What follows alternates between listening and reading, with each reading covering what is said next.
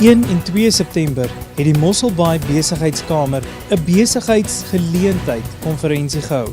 Tydens hierdie geleentheid is daar gekookus en bespreek die ontwikkelinge om en in Mosselbaai wanneer dit by besigheid kom.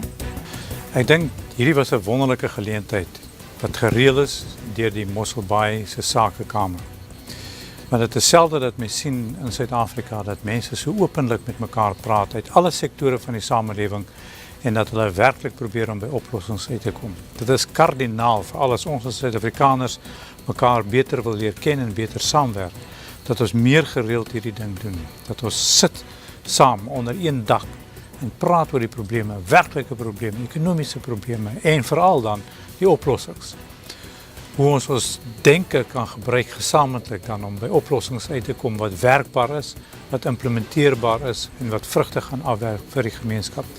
So ons moet die mense van Mosselbaai nou regtig gelukwens met hierdie onderneming en ons hoop van harte dat dit sal uitloop uiteindelik op baie praktiese voorstelle wat geïmplementeer word tot voordeel van die mense, ieder en elk van hulle.